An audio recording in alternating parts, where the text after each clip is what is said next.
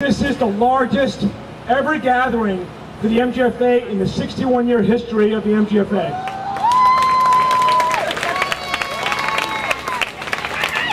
O'er the land of the free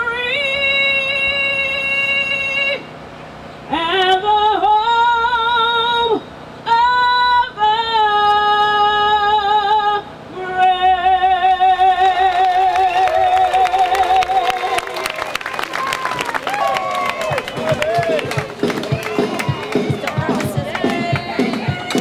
Hi, I'm Jacqueline Biederman. I'm 34 years old. I've had Myasthenia Gravis for almost 10 years. I was diagnosed a week probably before my 25th birthday, and I started noticing just weakness in my face. I was having trouble swallowing, I was having trouble drinking, taking sips, and then my first real experience with the gravity of it was I fell off of a New York City bus and I was unable to pick myself back up. I was going through a lot of testing for them to figure it out. They weren't sure if I had myasthenia or multiple sclerosis or muscular dystrophy. And then I had an EMG and I was finally diagnosed with it. My name is Freya Koss. Myasthenia gravis is an autoimmune disease that affects the nervous system, the muscles, and the immune system. The medical profession says there's no known cause and there's no known cure for myasthenia. Unfortunately, they are unwilling to look at the possibility that mercury exposure can have an impact on people's health and cause the symptoms of myasthenia gravis. 13 years ago, I suddenly developed double vision. I had walked out of the theater one evening and I had been perfectly healthy as far as I knew until this particular day. And I was struck with severe double vision. I was unable to drive home by myself without closing one eye, so I'd have one image. And I waited several days before I went to see my neuro-ophthalmologist. I went to see my optometrist, and she was extremely upset and concerned about my condition. She didn't tell me at the time what she thought I might have. She sent me to a neuro-ophthalmologist at a teaching hospital in Philadelphia at the University of Pennsylvania. And I saw one of the top neurologists there. He examined me, had some blood tests done, and then called me several days later and asked me to come in.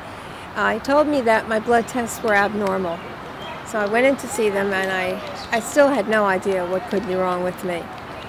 He diagnosed me with multiple sclerosis and lupus.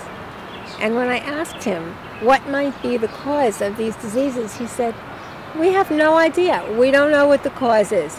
However, we can fix your eyes up with prednisone. But," he said, "Freya, you're going to be sick for the rest of your life."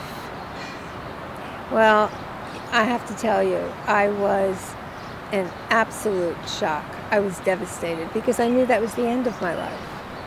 So I rejected taking steroids, and I stopped off at a drugstore on my way home and bought an eye patch so that I could get online and do some research of my own.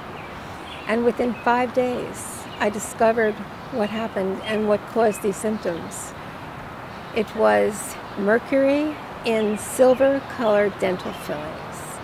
7 days prior to being struck with double vision, I had had an old, quote-unquote, silver filling drilled out and a new one placed. I didn't know at the time that a silver filling was actually 50% mercury, a known neurotoxin. I found out at first through a website. It was a blog on eye conditions, and a woman from England wrote that she had multiple sclerosis for 10 years and heard about the possible link between mercury and silver dental fillings and MS. So she had 2 fillings removed by a dentist who did not remove them safely, exposed her to mercury vapors, And 7 days later, she was struck with double vision. And that was really the first clue that I had, because I realized that 7 days before, I had this old filling removed and this new one placed. And I will tell you that that was the beginning of a 13-year journey to regain my health. And that is how I got involved in advocacy nonprofit organizations, testifying at the Food and Drug Administration hearings on the risks of mercury poisoning from dental fillings. And I've also testified at the congressional hearings on this issue. And at this point, the Food and Drug Administration is considering a reclassification of dental amalgam because of the known risks and the recent risk assessment on this product. That's why I'm here today, June 12th, at the Myasthenia Gravis Walk, because I think it's extremely important to bring public awareness to this issue, to the people, to the 100,000 people who are diagnosed with myasthenia gravis in the United States. They have no idea what might cause their illness. And I'm not saying that everybody who's got MG is mercury poisoned. It could be pesticides. It could be the hereditary predisposition not to be able to excrete mercury. I have that predisposition. So does my mother have that predisposition. It's called an APOE blood test. And my report actually came back and it said, this patient will in all likelihood develop Alzheimer's disease.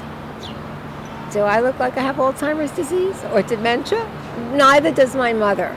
However, we do have a predisposition not to be able to excrete mercury, and I had those fillings in my teeth from the time I was 8. And growing up, I had problems in school. I had concentration problems. I had problems with memorization. They said I wasn't living up to my potential. It was, in my case, the mercury fillings that were put into my teeth every 6 months. Because in order to go back to school in New York, you had to go to the dentist. So they drilled and filled. Only once did I say, "Ma, no cavities." So my mouth was a toxic time bomb by the time this happened to me. I had 12 teeth filled with mercury. I had other symptoms through the years that nobody linked to the possibility that it could be the mercury coming off of my dental fillings. Again, that's why I'm here today. I'm here at this MG Walk to bring public awareness, to try to inform the people who have diagnosed with MG, who have given up any recovery, who think that I'm in remission. I'm not in remission. I have been cured. I still have some autoimmune titers, which will probably take years. I don't know how long, but ostensibly the symptoms are gone. That doesn't mean that I don't have to continue to stay away from mercury, not to have mercury fillings, to be very careful about the fish I eat. I still take 60 to 70 supplements a day. I still am very careful about my diet because mercury is poison. It stays in the brain for 28 years. That's the half-life. So for the rest of my life, I will be getting rid of the mercury in my brain, in my fat tissues, in my organs. So can all of these people who are walking around in the green shirts with myasthenia gravis. I hope they will listen to me. I hope they will take heed. I hope they will consider that their mercury fillings may be a contributing factor or a cause to their diagnosis of myasthenia gravis.